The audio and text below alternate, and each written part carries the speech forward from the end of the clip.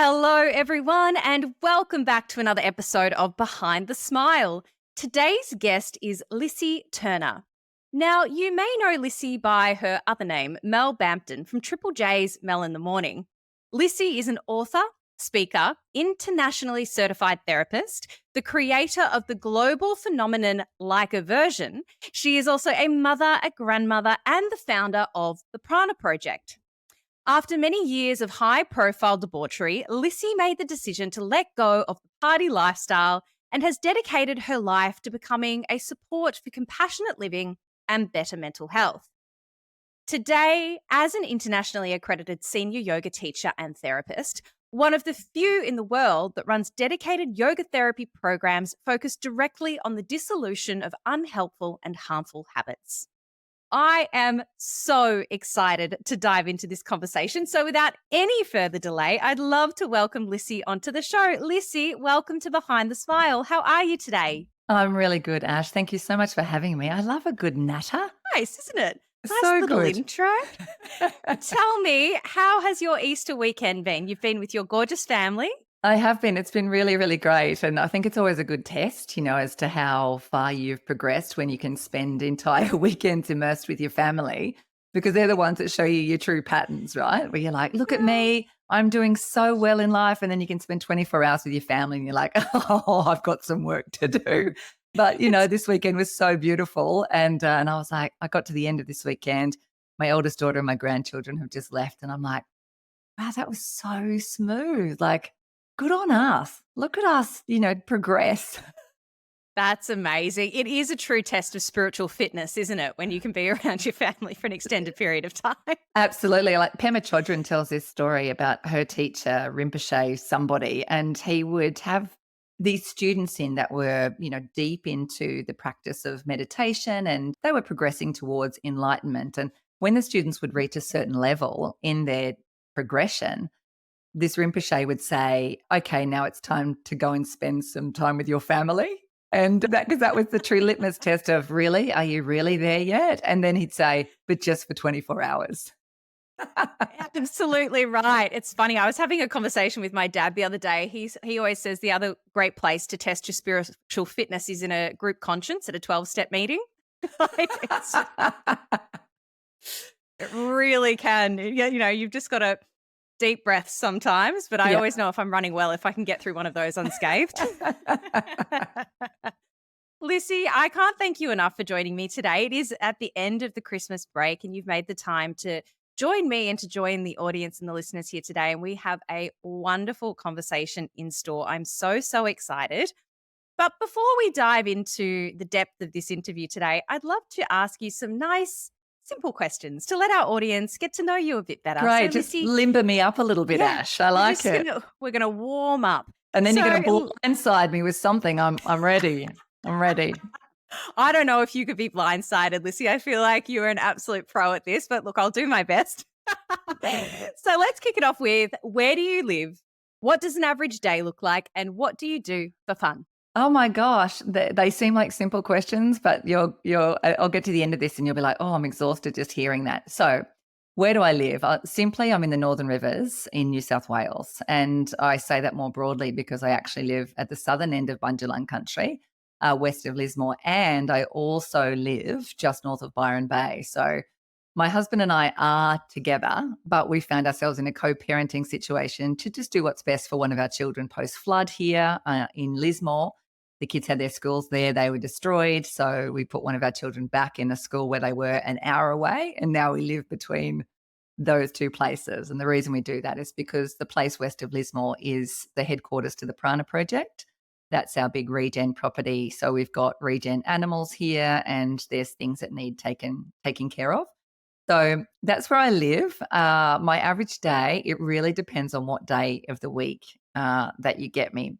So between running the Prana Project, between being a mother, I also decided to just do a little bit of an extra plot twist last year where I would take on a project management role for the local council to help them just to continue to rebuild the city and help them with their arts and events programs, which is so out of left field. Anyone who knows me well is just sort of like giving me that sort of quizzical eyebrow when I tell them, oh, yeah, I'm working for the local council currently.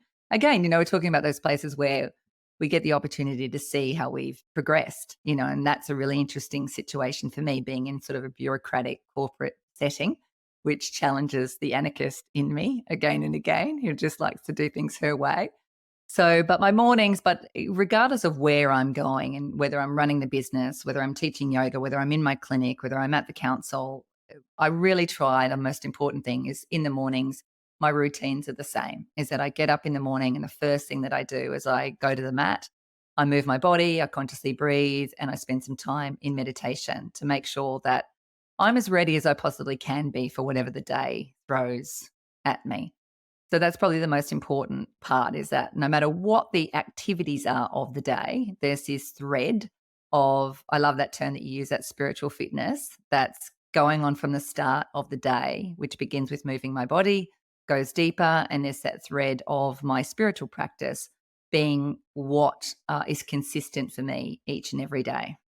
Lissy, I'd love to know, talking about this time that you spend on the mat and connecting in with meditation in particular, does that look the same for you every single day, or does it shift and evolve based on what you have on that day? Because I personally am experiencing, about 4 years into a consistent meditation practice, and I find that it can really ebb and flow based on what's going on in my life. And sometimes all I can manage is 3 to 5 minutes. And then I'll have other days where I'm ready to connect for a beautiful 20 minutes silent meditation. What's your experience with that? Well, there's a couple of things on that. So if there was a problem that was going on for me and it was a bit more consistent, like every day there's going to be things that we need to check in with. For me, I need to arrive on the mat and I need to come from that place of, where am I? What am I bringing with me in this particular moment? Because every single moment is completely and utterly unique. So every day it's, where am I? So what's my starting point? And then, like you said, where am I going? What does my day have in store for me? So my practice has to be filtering out what debris can be, dissolved or gotten rid of. So what am I coming with me in terms of, how's my mental space? How's my breath? What injuries or tweaks or sensations do I have in my body? Do I have sort of that elevated energy that might be a bit more rajasic, like that drunken monkey energy? Am I a bit lethargic? All right, so this is my starting point. I've got to have that in mind, that I've got to reduce those things throughout the practice, and I'm moving towards what's coming next. So what does my day have in store? If, however, there was something that was an issue for me, like say I was nursing an injury, I've got a bit of a tweak in my low back right now, which I've really got to be aware of from surfing 3 hours, 4 hours, 5 hours a day for 3 weeks while I was just in Bali. And on the last week, I was like, oh, yeah, there's a thing there. So currently, because I have that, I'm nursing that. So that will affect the way that my practices are, even the way that I'm seated in meditation. And if it was something more serious, like I had an ongoing pathology I had to address, then my practice might actually be exactly the same in terms of, these are the movements that I'm doing. This is the chant that I'm doing. This is the breath, or the part of the breath that I'm focused on. And this might be the visualization that I'm focusing on my mind to bring me out of a particular problem. So it's really circumstantial to what's happening on that particular day. I love that. It feels like it's very intuitively led. So it's like just about connecting in with your body and asking yourself, what do I need today? Rather than arriving on the mat with a specific set of tasks or practices that you need to tick off based on whatever you've planned that day. So I really like that. Thank you for sharing, Lissy. My pleasure. Now, you haven't always been this gorgeously enlightened yoga teacher and therapist, have you? I just thought of my family's response, having spent the weekend with them. If they heard you say that, they'd be like, ha, who is this person you're talking about? You've got a huge story, and I really, really want to dive into that now. So, Lissy, let's start with your photo. I've asked you to bring in a photo from a time in your life where you are hiding behind a smile.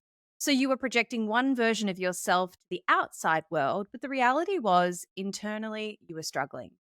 Lissy, I'd love for you to please describe for our listeners what this photo looks like. For those of you watching along, you'll see the photo appear now. But for those who are listening, could you describe what the photo looks like? And then for all of us, can you describe What was going on for you at that time in your life? Okay, it's big. I'll start with just the visuals of this photo. And I just received this photo just a few months ago. And one of those amazing moments, when a friend sends you a photo and you've never seen it before, you don't even remember there being photos taken at that time, and all of a sudden this photo presents from such a significant moment in your life, and you're instantly transported to that. So there's a couple of things about this photo. I'm sitting on a deck at a friend's place. Their house is, I can see in the background that their house is mid renovations, which is interesting in itself because what that means then is my friend whose house I'm sitting at had just been diagnosed with cancer, because it was as soon as they knocked the house down, then she was diagnosed. It was a really, really big thing. It was this incredible, oh my gosh, now you're out of your place and you've got all of this disruption, and you've got this diagnosis now to deal with as well without having a solid, steady home.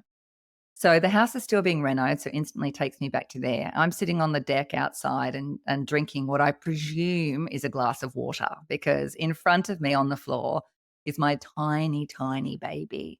So my tiny baby, who only really looks about 2 months old, who has a really massive head, actually. It's like, wow, he's got a big head, but he's also got we were laughing about it yesterday because I was showing them, and we were laughing because he's really, really intelligent. This boy, he's 18 now, so that's how long ago this photo is from. He's 18 now, and he is our absolute brainiac. And we're laughing about looking at this photo, going, he's just a brain with feet. He's got this massive head and tiny baby feet. So he's laying on the floor in front of me, and I'm a bigger size in this photo, and it's that puffiness that, if this is in this case, it's postpartum. I've got a tiny little baby here, so there's that.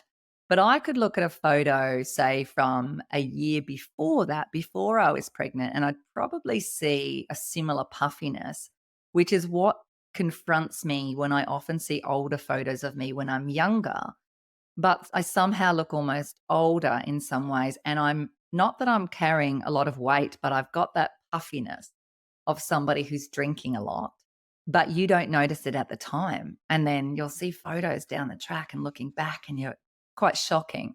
So in this photo, I was relieved to see, oh, it's okay. I've got my baby on the floor. I'm postpartum here. So this is a photo, and the photo where it's situated is in Bondi. So I lived in Bondi for most of my time that I was at Triple J, which was absolutely amazing. I'd get up in the morning. I discovered surfing while I was there, which became and still is a very, very important part of my life, and was an enormous part of my sobriety. It was, and this is a terrible thing to say as a mum because there was already a child and then children there. But it was actually surfing that was the first thing that really started to cut through the noise the night before. Like when the drinks are flowing, this thought of, what if the swell's good tomorrow, actually was the loudest thing to cut through for me. Obviously, wanting to be not too hungover because I've got to look after the kids, but you get into such a rhythm of doing that. And I had been a mum since I was 21. So I was like, okay, my daughter can, she can reach the cereal. There's milk there for her. So even if I'm really hungover, she can get her breakfast and we can have a slow morning. And so all those pieces of the puzzle had become routinely in place. But then the surfing started to cut through. So Bondi was a special place and it was a special time. But the pregnancy with my son Tiger, and it's interesting that I use this photo too, because through the pregnancies is when I wasn't drinking, but that in itself is, oh, I can do it for this baby, but I can't do it for me the rest of the time, nor you, my children. Once you're out of my body, then I'm still going to drink and do those things. So at the beginning of this pregnancy, I didn't know I was pregnant, and I was going on this amazing surf trip with Quicksilver. And I'd been in a surf competition, a charity surf competition, maybe 2 years before this photo was taken. And the head of my team was the head of Quicksilver at the time. And, we had a great rapport that day, and he said, you should come on this boat. And Quicksilver had this very famous boat called the Indies Trader. And it was a boat that was used to look for uncharted or unsurfed waves. So it was extremely exciting. And I, of course, was absolutely thrilled to have that offer. So I surfed and surfed and surfed and surfed. I was a brand new surfer at that stage, brand new. So I spent the next sort of 2 years really getting ready to be able to go on this boat and surf well and have a good time. So that trip was about 10 months, 11 months before this photo was taken, probably 10 months. And I won't go into all the details unless you want details about them. You can, because it's a big story, but essentially I got deported from Los Angeles.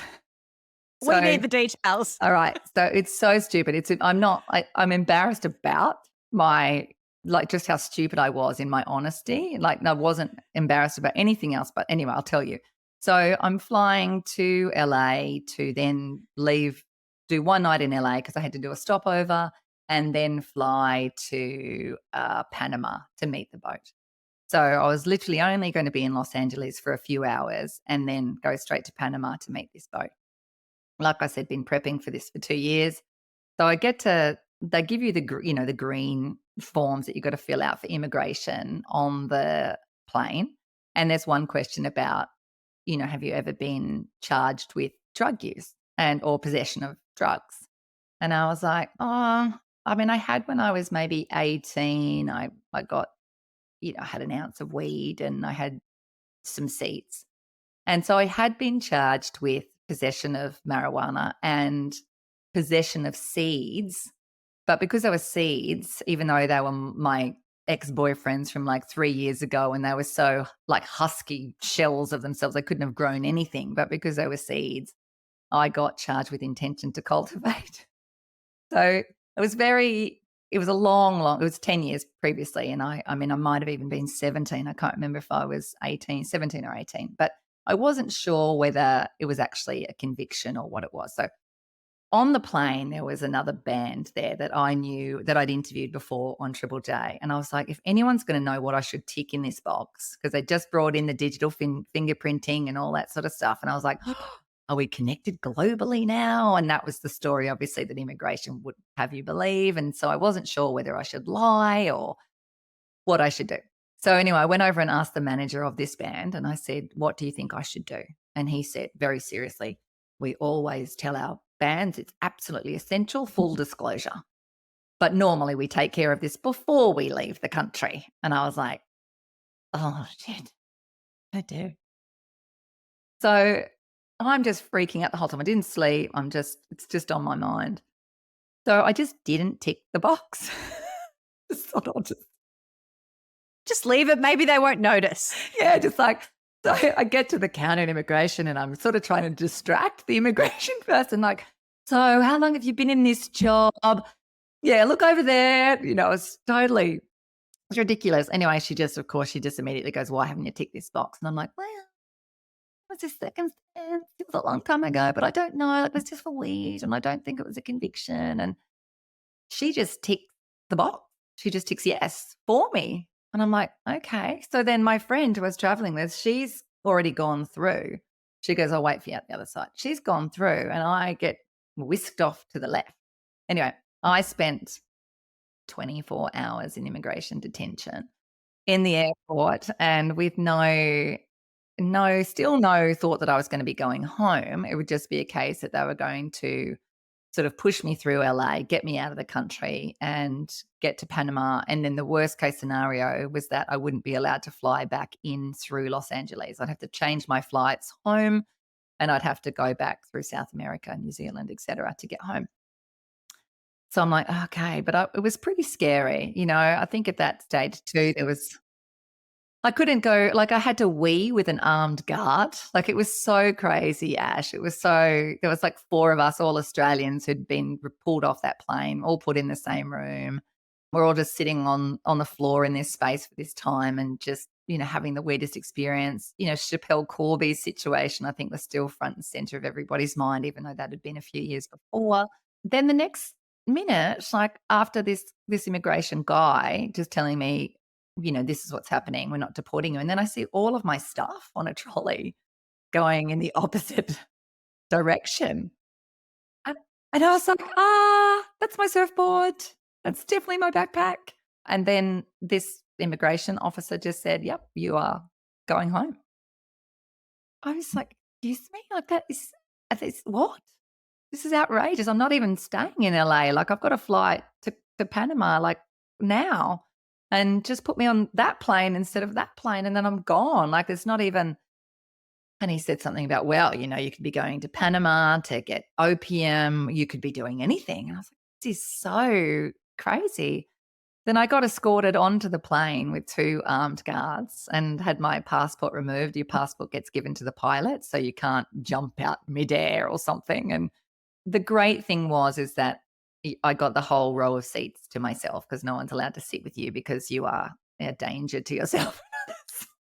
The silver lining.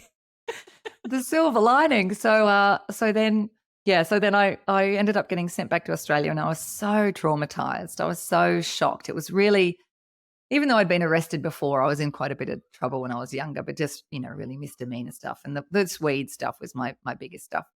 But it really shook me in terms of how helpless that we are, all of us really are to the systems that are around us. And that's the first time I think my younger arrogance was really shaken.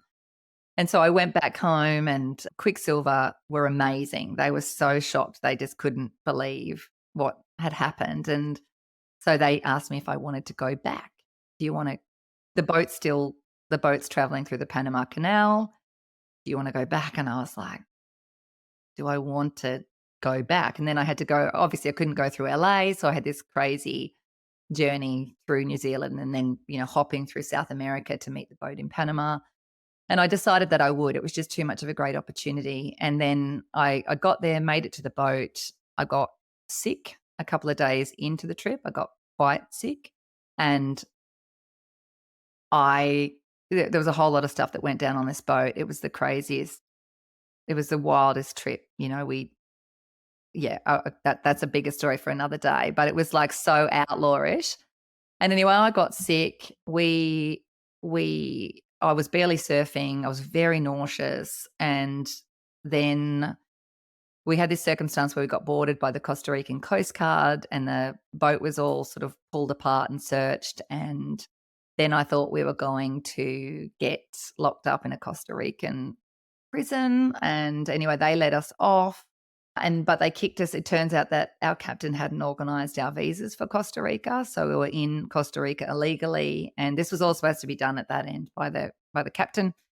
And then we got moved on into Nicaragua. But then because we were coming into Nicaragua 2 days early than we were meant to be, we were boarded by the Nicaraguan military when we got there, and the boat was impounded in the Nicaraguan harbour. And that was the kind of end of the trip.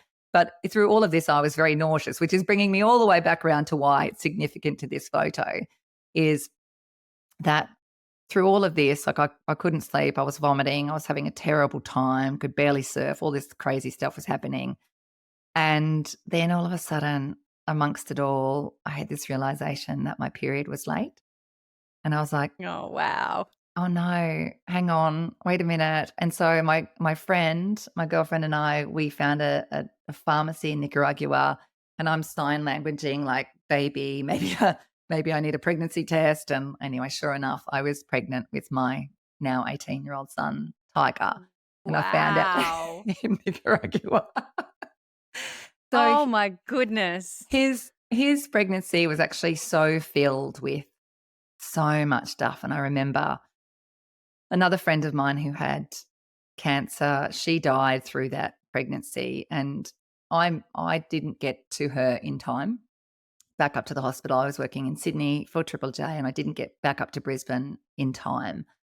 And so I organised to just see her body, see her one last time, say goodbye. And I must have been 5 or 6 months pregnant at the time. And so I did my goodbyes with her, and that was quite confronting. It was 24 hours later, and just that coolness, of that situation, of the body, of the room, of everything, and losing a friend. And then I just remember walking out with another friend of mine and just going, oh my gosh, this poor baby. This baby's already been, I've had this crazy experience in Nicaragua. My husband at the time, the baby's father, had committed a crime that saw us essentially in court for the next 2 years. And now I was walking out of this morgue and my friend said, he's going to come out and he's just going to kick you in the shins. So I guess that's one of the reasons why that photo, when it was sent to me, was significant, was because it was really the beginning of life as it was breaking apart very dramatically, breaking apart into all of these sort of different pieces. And that pregnancy had started with that Nicaraguan trip. And by the time, like on my due date, not the day that I went into labor, but on my due date, I was in court, testifying, giving a witness statement for my then husband, who had, committed this crime that turned out to be, essentially the marriage fell apart because it was built on a whole lot of lies. And he'd attempted to commit an armed robbery that was totally blindsided me. I thought he was such a straighty 180. And so by the time that my son was born, all of these parts of my life as it was with Triple J, in my marriage, having another baby, all those pieces started to kind of drift away from each other. And I had to make some pretty significant changes, which I did probably only, I think I rode it out for another year or so. And then that's when I left Triple J. I left Sydney, I'd already left my husband by that stage once the truth had all come out. And it was me and my 2 kids starting another life, which led to a really, really beautiful life. But again, I look at that photo and I see, how happy, I'm so happy to have that baby boy, my beautiful baby boy, to have a son. I had my eldest is my daughter, and so to have a son as well. And I was just so happy in that space. My beautiful friends whose house that was, and so took care of me and my children and nurtured us through that time. Having this incredible job still on the radio and sort of being at the prime of that part of my career on Triple J, and then having all of this crazy stuff happening underneath with my then husband, my marriage, the chaos of my drinking, my drug taking, which wasn't, of course, happening just at that specific moment because I had a baby and I was breastfeeding, but it was going to pour back into the space with great vigor again once my son was old enough, once I wasn't breastfeeding, because I was in the absolute sort of catastrophe of a life falling apart. My goodness, Lissy, that is just a huge story. And I'm waiting for either the Netflix series or the movie because it has to be made. That is just a 100% a given. Before we get to this catalyst for change, I would love to know, was this colorful life of yours up until that point, do you think it was your destiny? Do you think that you were born with this rebellious streak, this desire to want to color outside the lines? Or was that something that was modeled to you as a child? Where do you think it all came from? That's such a great question. And seeing how I piece, I guess, the 2 parts of myself together, which is that young version of ourselves, that has all of the innocence of a child, and then the life, the world pours into that space, and then that leads us on a whole other direction. But I remember and my mum always tells me that as a child, I was such a quiet little dreamer, and I remember just the magical world of childhood. And I also remember the grief of it fading, very, very distinct grief as it was fading during adolescence. I've told this story a little bit over the last few years. It's come up in different ways of just, I lived in the western suburbs of Brisbane, and this very suburban place, which is so built up now around Redbank Plains, Camira, Forest Lake. I mean, it's so crazy how built up it is now. But back then, it was predominantly bushland or farming land. So there was the very beginnings of suburbia starting, but still a lot of space around these little clusters of suburbia. So it felt spacious. The quarter acre block, the standard back then suburban quarter acre block, to me as a little child was an entire universe. And every time my parents built a new garden, that's where I would then spend my time. Like I could lose myself in a tiny garden with my pet rocks, and I could be there all day. And I skated from a very young age. I was always just skating around and around the house. And I remember just often on the weekends putting the garden hose out in a circle in the middle of the, front lawn, and that would be my island, and I'd pack a little bag, and I'd have snacks and water, and I would live on this island, this tropical island all day, and there'd be sea all around me, and I just remember that being so incredibly real, and so I think there was something that it wasn't definitely not there was no rebellion in any of that when I was a kid. I was so like, I think, I probably did give my parents a little bit of cheekiness, but that was more about me wanting to keep playing, keep doing my thing. So I just enjoyed all of those bits. But then when the pressures, I think, started to really come into play around the expectations of how other people think that you should live your life, and they started to kind of all of a sudden press up against me, and then the rhetoric about me was that I was rebellious, or because I didn't like, I think the dreamer was very much sort of leading the way, and this is how I was gonna live a life. I wanted to do these things. I wanted to paint. I wanted to, I the whole idea of just grinding into a job for the rest of my life until I died, just even as a kid, I was like, awful. My parents were stressed. They worked all the time. I'm like, no, this is not the way. And so in just innocently thinking that you're going to carve a different path, sometimes if that doesn't meet with the expectations or the conditionings of others, of course, they then push up against you. You should be doing this. You should wear this. You can't go out of the house looking like that. I probably went through my goth phase and my this phase and that phase, and listening to, Ice T and all of this. And always loved old school hip hop and lots of swear words. And my dad was an atheist and my mum was a born again Christian. And so there's all of this conflict all the time about different things. And there's me in the center of that, just wanting to do things differently. And that was butting up against the structures and the systems around me. And so I think that that label of being rebellious or an anarchist was more pushed on me. Like I did not that was never my intention. It's just I just sort of saw what was happening around me and thinking, that's rubbish. I'm not doing that. I'm not going to be stressed. I'm not going to be this. And again, my kids will laugh because life has a way of really building up stresses on you, even when you try otherwise. So I think that I really, through my teenage years, dug into that. I'm going to do things differently. And as soon as somebody says to me, "Oh, that's not how things are done," or "You can't do that," or like when I had my daughter at 21, and it was a tough ride for her because I was so wild by then. But she did, she saved me, she reined me in, but that wasn't easy for a small child with a mother who drank a lot, who was working in the music industry, who was taking lots of recreational drugs, and even though I tried to keep those things separate, of course, I was always going to be subpar in that situation. There were always people at our house. There was always people, coming over to hang out or staying over who were on tour or whatever. There was a lot of that saturation of that lifestyle in her life. So I think that when I was a single mum with her for those first 5 years of her life, there was a big part of me because I would hear those things. Like I remember being at radio school, studying radio, and the teacher pulling me aside at one point and saying, you won't be able to do this as a single mum. And that was like such a like a red flag to me of motivation.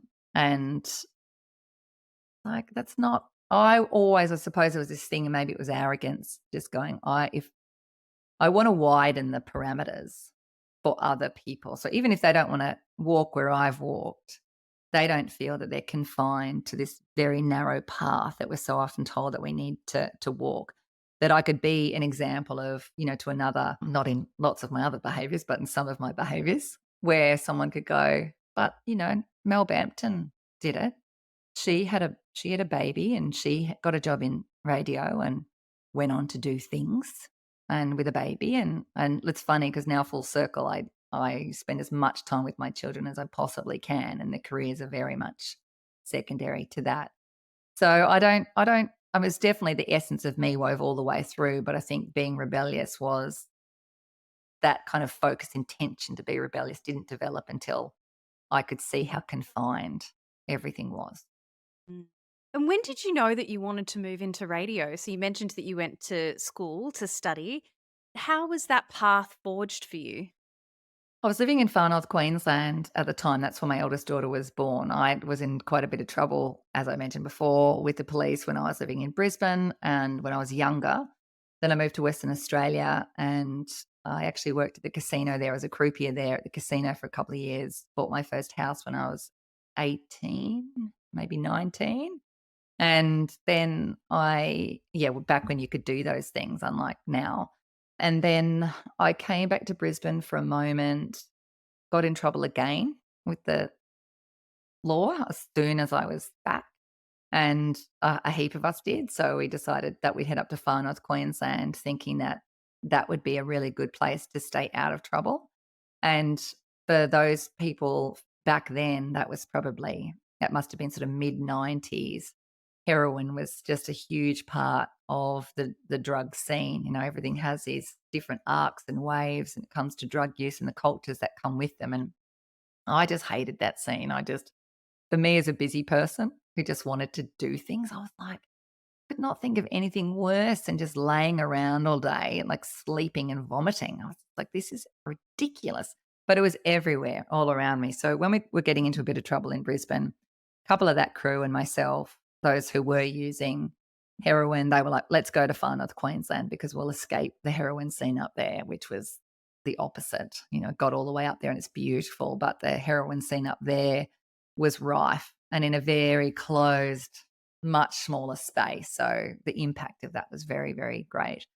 But what that crew, whether they were using drugs or not using drugs, it was sort of the central element of creativity, particularly musically in far north Queensland, in Cairns. And I was surrounded by musicians, singers and players, and I can't do either. I mean, I'm not a terrible singer, but I think with some time I could potentially be brave enough to sing something on stage, but not enough to feel confident to be engaged with this musical surrounds.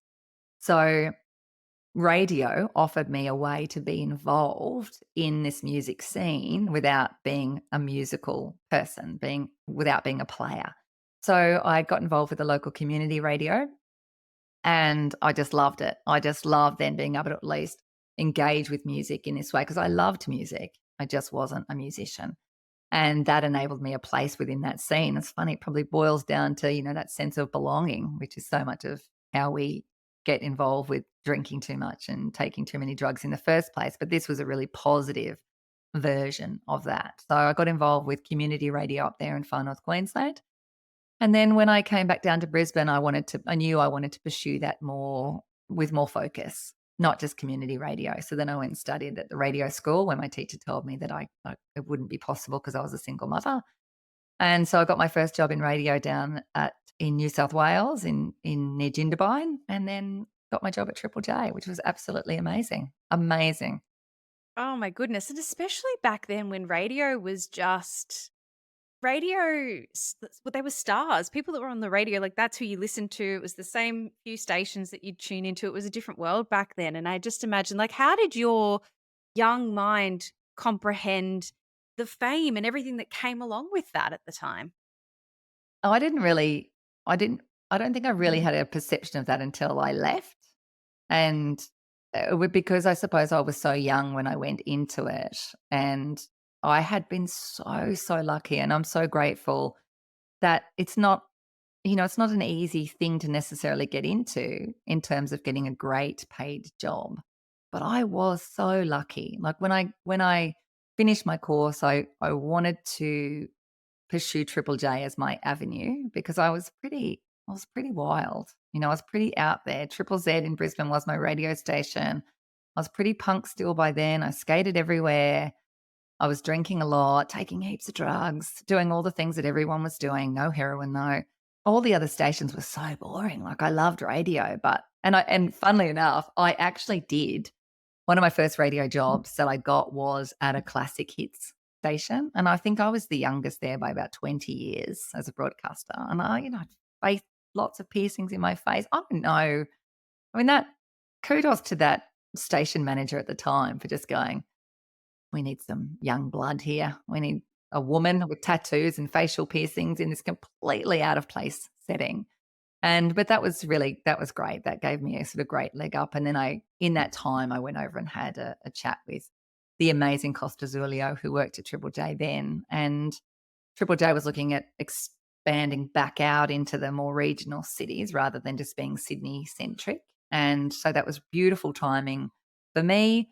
Costa Zurlio is an amazing man. And he was like, I've got someone who I want to put on, and they needed someone else in the Brisbane office, or they wanted somebody, and that was me. So there's just a timing on my side. And then in terms of, yeah, I think because I'd been saturated in it for the next sort of, well, really since then in some way or another. I mean, I'm very, very grateful for the profile and what it allows me still and what it did allow me then. But it wasn't really until I left Triple J where I was like, oh, okay. When you don't have that, there are some things that are harder. There was things like I'd taken advantage of how I could go to everything, whatever was going on, and I'd never paid for a single thing, and I didn't even have to ask. My name was always on the door for everything, but it was actually really great that some of that was being reined in, because it meant that I wasn't as easily out as often as I had been, and I needed to be there for my daughter. So, but the funny thing is, and you'd probably relate to this, is I had this national voice back then when you're younger, when you really shouldn't have it. Like when you're like, oh my God, did I say that out loud? I did. Oh no. And I just sometimes just think it would be so much better if, we were in our 40s before we got a national profile. Yeah, and because you can't take it back, right? But No. Oh, and I sometimes think, because there's so many cases that come, you hear about lots of legal matters that come up that are historical, and there might be 20 years down the track, and then these people who are not that person anymore paying the price for something that was done by somebody that, yes, was them, but is not them. Like, we change, we grow, and that doesn't mean that we there still shouldn't be consequences for things, but that cringiness of when we're younger and the things that we say and the things that we do. But that's okay, because we are also young and we're finding our way. And then when we go into our 30s and 40s and probably 50s and 60s, we more refine, who we want to be, not just who we were as a consequence of the circumstances around us. so true. It's almost like this beautiful, like we're there all along when it's this process of just allowing the expectations and the judgments and whatever else to fall away, and like the core of you is revealed with age. It's like that's why I'm starting to understand now so many wonderful people that have told me, it just keeps getting better. Like I'm really starting to step into that now, and it's wonderful. How beautiful that you've had people around you to tell you that too, 'cause sometimes it could be annoying, right? But it's also when you get there to that age that they might have been saying, like maybe that they were at when they were saying it to you, and you get there, then you remember, then that bit of wisdom is really meaningful in that moment. And no doubt you've gotten to some of those places and gone, "Oh, right. Now I get it." And then because somebody said it to you back then, you can lean into it more deeply. Well, what is it? What is it that's better about this? And then you can give it names and you can identify it and be in the deeper appreciation of that, because somebody took the time to say, it's okay. It's just going to get better. Having that moment just to pause and reflect and actually pay attention as well, to appreciate the moments rather than just kind of continuing to move through life and not actually stop to, smell the roses, as they say. Lissy, I have one more question, and then I really want to move into the wonderful being that you are today and the incredible work that you do. But I have to ask, like a version, you have created something that has stood the test of time. Can you share with us, what does that feel like? When Australia Day rolls around and you see people getting together, like it has brought people together for so many years now. Like how does that feel for you? Yeah, it's a bit disassociative, to be honest. It's kind of weird. It's yeah, last year they did the Like a Virgin Hottest 100 for the first time. That was a momentous event, and it felt really momentous for the station as well, because The Hottest 100 has been what it was for, since its inception. But to do the Hottest 100 with a theme was really significant. And it was also coming up for 20 years of Like a Version as well. So there was a lot of radio interviews last year that I did around Like a Version, and that actually felt almost very therapeutic because it's been such an interesting journey for me my whole time at Triple J. Now I get the chance to really enjoy it. And funnily enough, I've just started back with Double J last week, just filling in for the beautiful Kaz Tran on classic albums. And I'd continue on ABC work and different work throughout, but coming back to Double J and being ready and wanting that for the first time in a long time has been significant. So the thing with Like a Version is that, obviously it's gotten so huge, so absolutely enormous, millions and millions and millions of downloads. But because my relationship with my time at Triple J in relation to my journey with my daughter was very fraught afterwards, because when I left, she must have been 10 or 11, and my husband at the time, as I'd mentioned, had just attempted to commit that armed robbery. We were in the middle of this whole sort of sentencing process that went on for years and just untangling the depth of the lies that had existed in that relationship and around that crime. And it was a real tangled mess. And then that took me away from my daughter as well, quite significantly. It robbed my daughter. It was the end of her childhood, and it robbed me of our time together. It robbed me of the first year of my baby's life from that photo, because we were deep in this court case for somebody who was actually, lying about why this had happened. And so I gave over time in the wrong places, and I'd also given time over to the wrong places in relation to my job and to drinking and to drug taking and then the hangovers and all of those things. And that time at Triple J, because there was so much time out, it was also when all those other events I've just mentioned happened. Then in terms of the next couple of years, it got worse before it got better. I was working remotely for the ABC and these different things. But then as my daughter started to have a few things happening for her, really significant things in her teenage years, I was dissecting my whole parenting life, with a microscope, and just feeling so much guilt, so much shame for every drink, for every night out, for getting into a relationship with this person that stole so much from myself and my children. And I found it very difficult for a long time to reflect positively about my time at Triple J, because every time I'd think about, like, people would say, I went on so many tours, and then I continued to do so in the music industry, working for various festivals. I'd met every amazing human for a decade who was doing incredible things, and it was sort of that pinnacle from that perspective. But then the question that always followed for me was, where was my daughter? And she was, of course, would have been always cared for, and she would have been with a friend or with a family member, but immediately in the memory was, well, where was my daughter? And then that realization that once she started to get into trouble and have some really hideous things happen to her as a young woman out there in the world, and it was tearing me apart, I couldn't reflect on that life with any positivity. And then at the same time, Like a Version is just arcing up into this huge thing that exists out there in the world that I had created. And so I'm trying to kind of hide from all of that.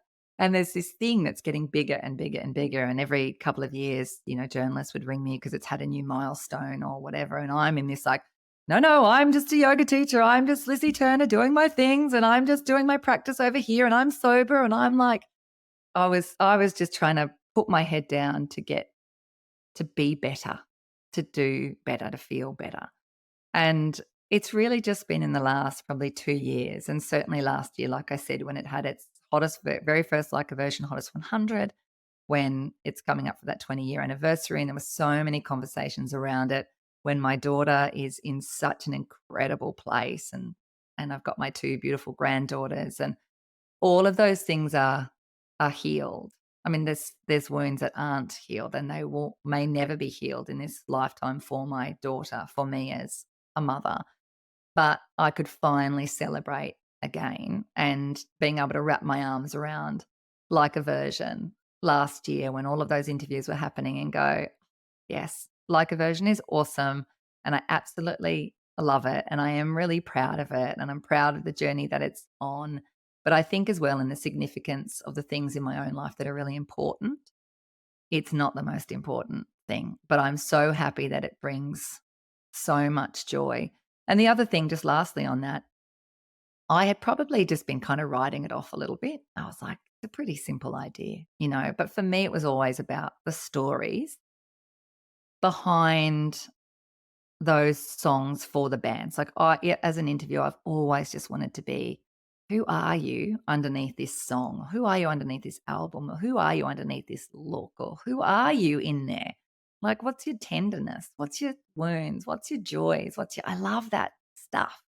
That kind of is like the great equalizer of us all. Who are you underneath all of that, regardless of profile or anything else? And like a version was really another way as a tool to kind of, when you've got seasoned artists in front of you, they're so used to just putting that mask on.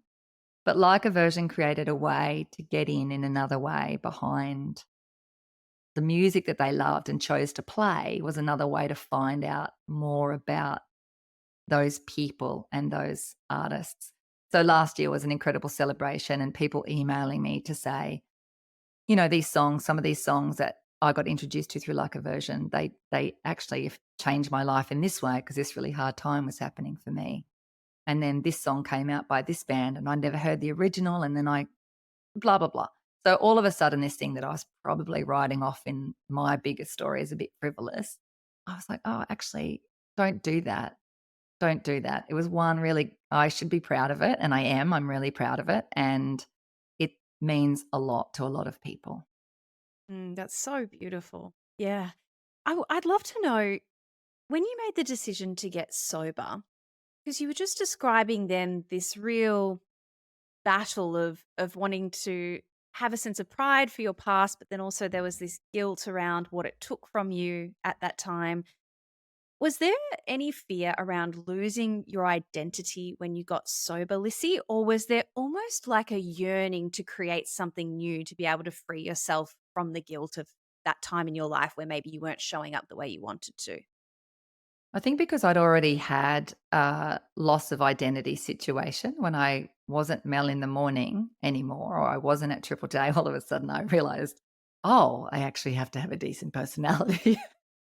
I'd gotten I realized I'd gotten quite lazy, like I knew inevitably where every conversation would go every time I met somebody or I laughed at the pub and they'd recognize my laugh, or I knew the conversation would just go there and then I could just talk about the job. And I was lazy in my personality. I was lazy in the richness that, there was a much deeper versions of me, but I had just gotten so lazy and probably a little bit blasé about making connections with people.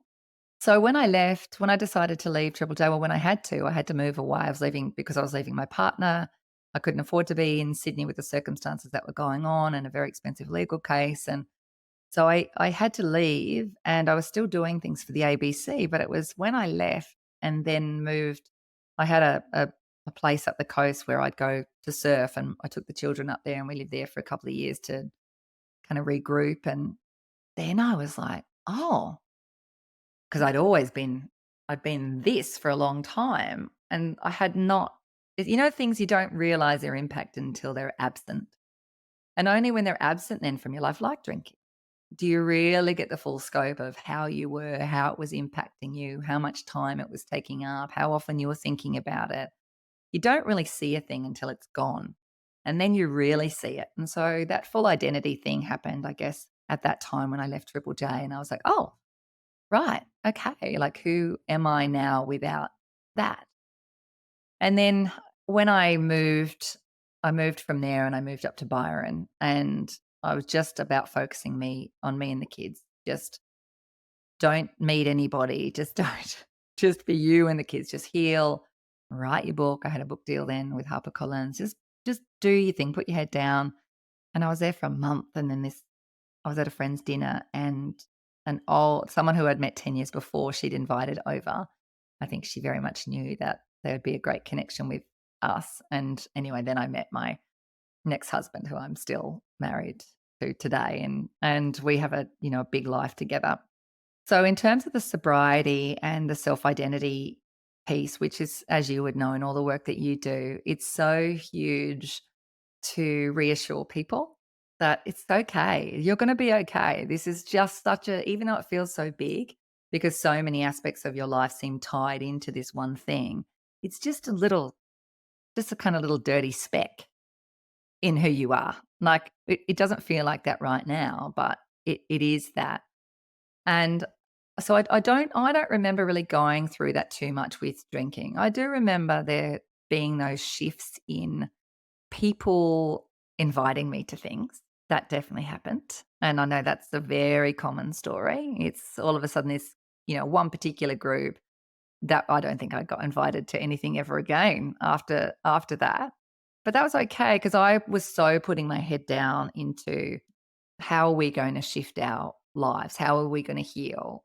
At the underneath all of that was my daughter was in a really terrible domestic violence situation. That was what was going on for her. She was very young, 14, had been drawn into this situation with a much older man, and it was very, very dangerous. And so we were living in this space for maybe 8 or 9 years trying to extract her from there, and it was unbelievable to discover how difficult that was. We couldn't get any police assistance.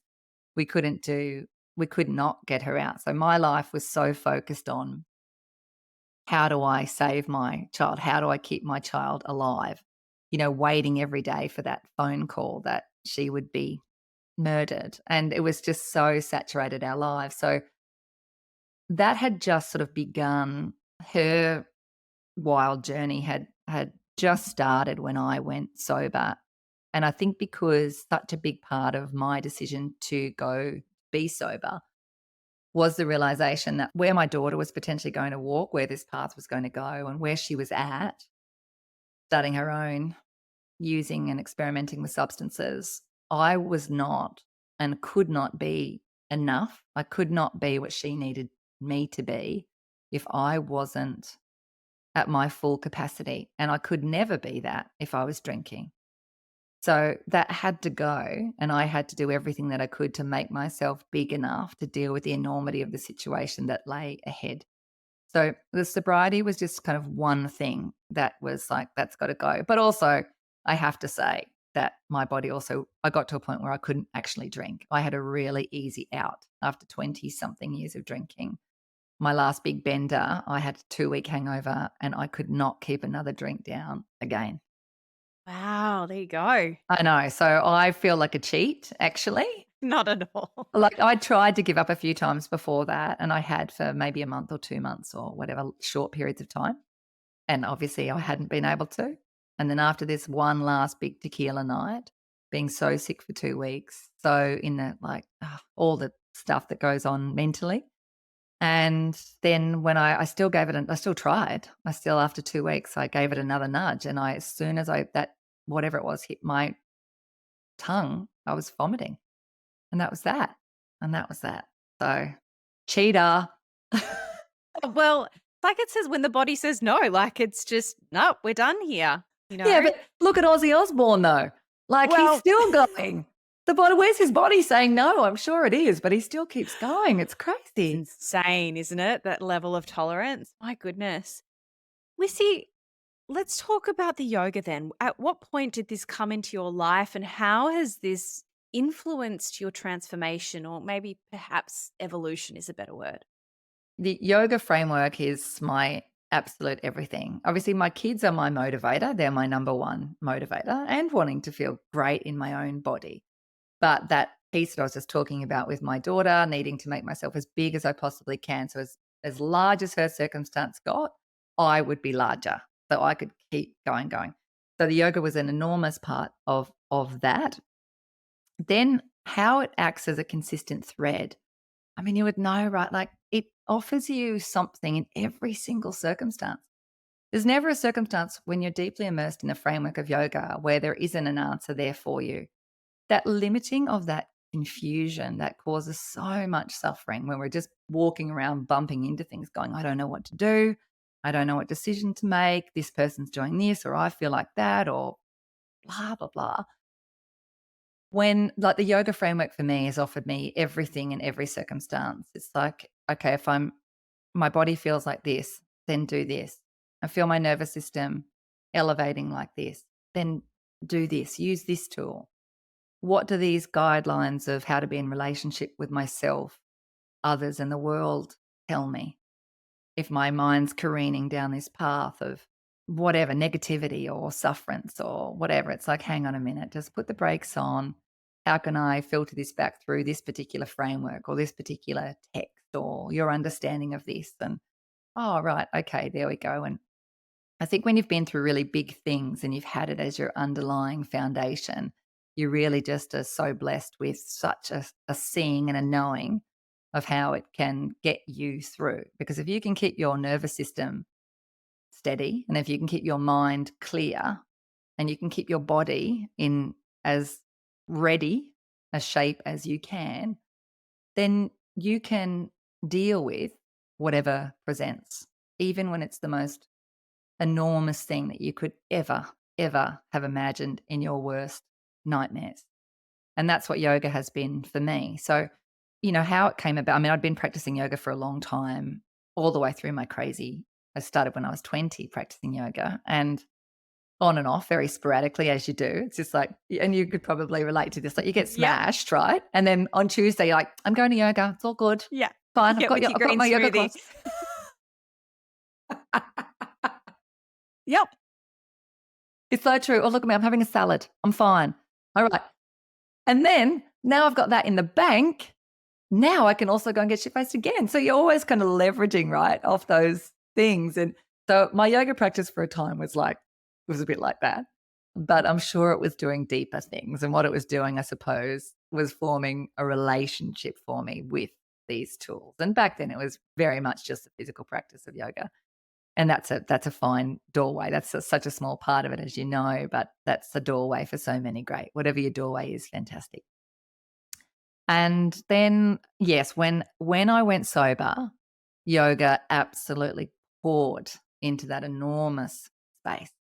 Because it's not just the space when you're drinking, is it? It's the space of when you're hungover. It's the space of which bottle are we going to? Or we've got to swing by there. Or we've got to, do we have money in the account for this? And, it's all of these different bits and pieces. And then, of course, it's all the bigger feelings like, oh, I can't believe I did that. I can't believe I said that. I'm so embarrassed. It's so saturating.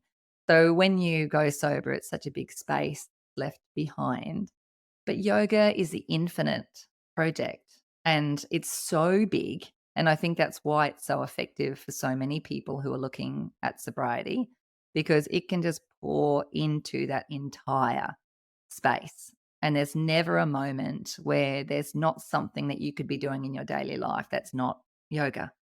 So no matter where the mind goes, no matter how the body's feeling, no matter what the circumstance it's presenting, you can be in yoga. You can grab a tool to help you in that situation. And so it was very much a direct equation between sobriety or letting go of booze and the yoga just filling that space.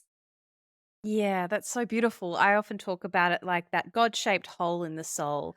And when we remove the alcohol, which is what we were using to fill that hole, we need to find other things to fill it. Otherwise, you're walking around with this gaping hole and you feel so the practice of yoga, I love what you said then. It's infinite and it is greater than the whole will ever be. And you can continue pouring into it in many different ways. And while we don't have time to dive into the details of the framework today, I love what you said about the physical practice, the asana being just the footing in the door to what is this beautiful, expansive way of life. So for anyone that's listening and that sort of piques your interest, I'd really encourage you to do some more research into what yoga actually is all about, because it's actually that moving the physical body is a very small part, as you said, Lissy. Yes, absolutely.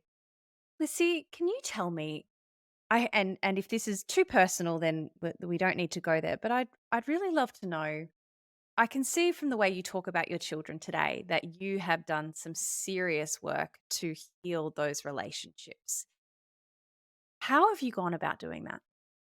I think the connections have always been there. Like with my eldest daughter, that was the big struggle and the big learning. I was a kid having a kid. I was a single 21-year-old having a baby. And there's lots of very mature 21-year-olds out there. There's probably 16-year-olds out there having babies who are way more mature in some ways than I was. Like I was out in the world living like I was an adult, but I was wildly out of control. But I loved her so deeply. Like I remember when she was born, I was not angry, that's too strong, but I was so confronted by this love that blew me apart, and I was not prepared for it. And I could not believe that nobody, of all the unwarranted, unasked for advice that you get when you're pregnant, nobody said, "Your heart is going to explode when this baby is born." Nobody warned me. And I was so ill prepared for that kind of love. And I just did not know what to do with it. And I think actually not knowing how to wield that level of love was the foundation for a lot of how I was parenting, which in that I was parenting out of fear. I parented a lot out of fear. Plus, I had a wild, amazing, beautiful daughter who wanted to devour the whole world like her mother. But she had such an incredible heart. But I was like, this love for her is so great. I don't know what to do with it. And I was it came with it, this fear of what if something happens to her? Well, I will die. I can't handle this grief. I couldn't handle it. And that was always a bit of a seed in the back of my mind. And I think that as much as the booze probably impacted the way that I made some poor decisions with my parenting and just wanting to keep her so close, so tight, which was bizarre considering how often I was out there in the world doing things and was away from her. And then the rest of the time was fear. So there was these sort of extreme things going on. And then, like I said, and she was 9 when my ex-husband committed that offense, and so that was 2 years where that really important time in her life where she needed me, and I was so just trying to hold us all together as a family by focusing on this thing, just get through this and protect her, don't let her really know what's going on until we absolutely have to, but children can feel that stuff. They know something's going on, and so I kinda lost her in that little window. From it being her and I and being so tight to just losing her in that little window and then spending the next however many years trying to get her back, and which I did. And there was this crossroad moment, which I think is significant to your question, where I mean, she was a nightmare. Like not just the stuff, it wasn't just a nightmare, the stuff that we were like she went to the underworld, and as her mum I had to go to. There's you don't have any choice in that. I had to go to all the places that she went. But she herself was so challenging. She had such a big personality. She always wanted to go beyond whatever the boundaries that I thought were safe or whatever. And there was no getting like I must have tried everything in the, you know, parenting child managing handbook that was ever tried in the history of the world. But when she wanted something, that was sort of it. So there was this crossroad moment where I can't even tell you what she called me. She would be so horrified too if I said it out loud, but she called me a particular phrase, two-worded phrase, which you could never say on the radio, and only referred to me as that for about 2 years, and she was about 14, 15, and even when she was happy, she'd just be like, "Hey, yeah." I would be like, "Oh my gosh." That was just one thread amongst many of these really intensive behaviors, and then she was using, and she got into methamphetamines, and it was so difficult to watch. And there was this crossroad where I thought, "I can't do this anymore. I can't do this. I need her away from me. I can't handle it. I can't handle the things that she says. I'm actually a bit scared of her and who she's becoming, and I can't do it." And I don't know whether I should have her around the other kids because my husband also brought 3 children into our relationship as well. So there was at that stage, there was 4 kids younger than her, and we had a baby that made it 5. So there's 5 younger kids. I don't know whether I can have her around the kids. I don't know what to do. I can't do it. I can't do it. And I sat with that for maybe a couple of weeks, this feeling I can't do this anymore. And then what came to me in just continuing to just practice, do my meditation, just let it come through was that, well, I can't not do it. Can't not do it. What am I going to do? Like, just cut her off and then she dies. And then what? Have you got your way? Have you got your solution? Of course not. So I had that incredibly strong realization. I can't not do it. So what does that mean? And this all happened around that same time as the yoga pouring in, the sobriety. You need to make your love so big, because it's all there, but it's condensed down into this tight ball of fear. So rather than it be this expansive love of care, the fear is making it so tight and bound within you. It's all love, but it's so bound. So you need to figure that out. So I need to just go, like, how do I make it enormous? The love her. I did things like I changed all of my passwords. The I love Jazzy. Jazzy is so beautiful. Jazzy is so clever. So all of this stuff. So every day in all of these other ways, rather than just not just in my mantras in my yoga practice, I had mantras everywhere in my daily life. That would be all the beautiful things, because for years it'd be like, oh my God, she's doing this, or she's like that, or her behavior's like this, always saying all these negative things that weren't untrue, but they were just focused on that. So that was all part of this healing process with her. How can I make my love big, big, big, big, big? But it's really, again, that age old story since she's had children as well. And I'm so enamored with my grandchildren. I can't even breathe when I look at them. They're so cute. Oh my gosh.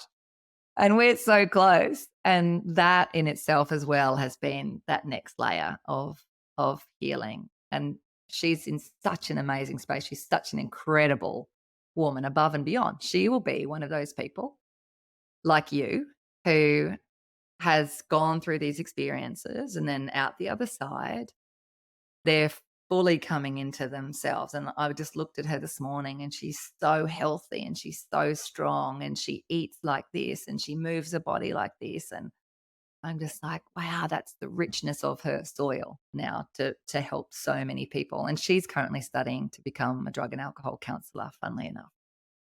Wow. Oh, Lissie, my heart is beaming. Thank you so much for sharing that story. There's no short stories, is there, Ash? Bloody hell. Oh, I could just listen to you forever, honestly, when you said, like, about the idea of making your love bigger than anything else could possibly be. It's so true. When we are led from fear, everything's in a small ball, everything's confined, we're holding on to life tightly. But the opposite of fear is faith. And when we can open up and have faith and open our hearts, then anything is possible. And the fact that she's, at the point she is now, like, clearly it worked. That's just, oh, so beautiful. Thank you for sharing. My pleasure. My pleasure. It's lovely to talk about those things and just see that all the bits and pieces that we go through and that the people around you go through. I mean, it's all just being human, right? It's just so much of it's just trying to figure out this crazy, wild human existence that is fundamentally human. Exactly right. Well, that's a perfect segue into the final question that I have for you today, Lissie. And it's all about how you stay human. My question is, I ask all of my guests to share this. What are your 3 non-negotiables that allow you to live your life today happy, joyous, and free? Oh my gosh, I've really contemplated this quite a lot in knowing that it's your common question. And I'm hoping that you can relate to what I'm going to say as an answer, because I think having non-negotiables is not something that I really actually do have. One, as a yoga person, because I have to learn to be able to negotiate on everything. Being a mother, I have learned to have no non-negotiables, because if I do, then something will push up against those and cause conflict. And there's a beautiful expression from one of my teachers And it has really been at the center of so much of my learning, which is there is nothing absolute and everything is relevant. But that said, what I do need, the things that I do know that I need, is that I need my good health, whatever that looks like. That doesn't mean I don't have days of poor health, but that navigation, what do I need to do to come back to what is my fullest health in this moment? So that's my food, what we grow, how we interact, what I take in on social media, what music I listen to, what movies we watch. It's everything. It's all encompassing health. I need to be outside. Like I would say, if I had one non-negotiable for right now, but of course, if I was confined, then I would have to negotiate on that non-negotiable. Being outside is so incredibly important to me, whether that's just walking outside to sit on the front deck for a moment and just look at the trees, whether that's being in the ocean, my great, great love, and surfing or swimming or just being in the river or whatever it might be. My health, my outdoors, and I think the other sort of negotiable, non-negotiable is how I can best be with the people that I love in a way that meets the standard that I want to be moving about the world with. So I'm not going to bed at night and going, oh, really, I shouldn't have said that. And I mean, I am saying that often because, of course, I'm fucking it up like we all We're do. human. Yeah. That humanness. But I'd say they're my things that are most important to me. Love that. And it's so, so true what you said. It's so counterintuitive in a way to have non-negotiables if you're living with this idea of non-attachment, but then to almost have them as just these guiding signposts. This is when I'm living my best, these are the way I show up for myself. Can be a nice way to look at it as well. Thank you so much for sharing, Lissie, and thank you for your time and your beautiful stories here today. If people want to find out more about all of the amazing things that you do, where can they find you?